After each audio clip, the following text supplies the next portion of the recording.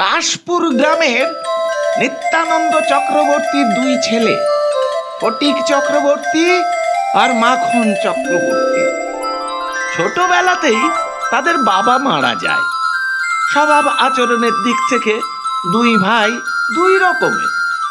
ফটিক ছটফটে চঞ্চল স্বভাবের, আর মাখন ধীর স্থির শান্ত।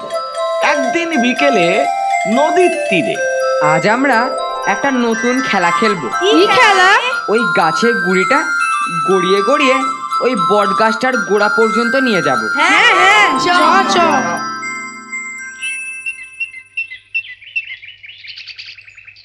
তোমরা যা করছো তা অন্যায় করছো। কেন? এই ঘুড়িটা নিশ্চয়ই কেউ এইখানে কাজে লাগাবে বলে রেখে গেছে। এটাকে এইখান থেকে দূরে নিয়ে গেলে তার কাজে অসুবিধা হবে। থাক থাক, তোকে আর জ্ঞান দিতে হবে না। ভালো ভালোই ওঠ, না হলে মার খাবি বলছি। আমি উঠবো না, তাতে তোমরা যা পারো তাই করো। চ তবে মাখনকে শুদ্ধ ওই গাছের গুড়িটা ঠেলবো। হ্যাঁ হ্যাঁ, তাই চ। মারো ঠেলা। হেইয়ো সাবাস জোয়ান। হেইয়ো। এই মাখন পড়ে গেছে। হতভাগা ছেলে, দাঁড়া, আমি মাকে গিয়ে বলছি তুই আমায় মেরেছিস। ফটিক, চ খেলি। দূর, আমার ভালো লাগছে না, তোরা খেলকে।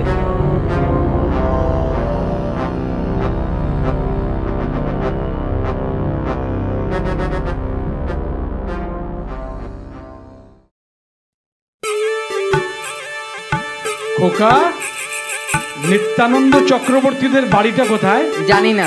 আচ্ছা। ফটিক দাদা, মা ডাকছে। আমি যাব না। দেখি তুমি কেমন করে না যাও।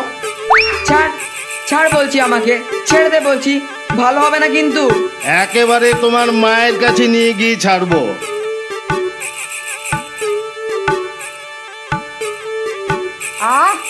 কাঁদিস না, চুপ কর। দাঁড়া, আগে ফটিককে আসতে দে। ছাড় ছাড় বলছি, ছেড়ে দে। মা ঠাকুরন, এই নাও তোমার ফটিক চন্দ্র। আচ্ছা, তুই এখন যা।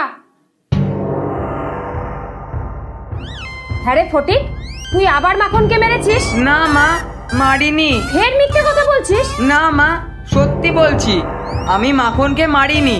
তুমি মাখনকে জিজ্ঞেস করে দেখো। কিরে মাখন, আমি তোকে মেরেছি? হ্যাঁ, মেরেছে তো।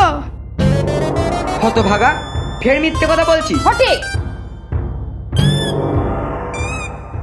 কি হচ্ছে তোমাদের? ও মা, দাদা যে কবে পশ্চিম থেকে এলে? এই মাস দুয়েক হলো। সেই তোর বিয়ের পর গেছিলাম। তোর স্বামী মারা গেল, তাও বাঁচতে পারিনি। তা এ দুটি বোধহয় তোর ছেলে। হ্যাঁ, এ বড় ফটিক আর এ ছোট মাখন। কিরে, মামাকে পেন নাম কর। থাক, হয়েছে। তা এইটির সাথে তো আমার বিলক্ষণ পরিচয় আছে। তখন বিশ্বম্ভর বাবু ফটিকের সাথে তার পূর্ব আলাপের সমস্ত কথা জানালেন। ফটিকটা চিরকালই ওই রকম।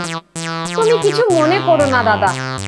তা এসেছে যখন, তখন কিছুদিন থাকবে তো? হ্যাঁ, সে তো নিশ্চয়।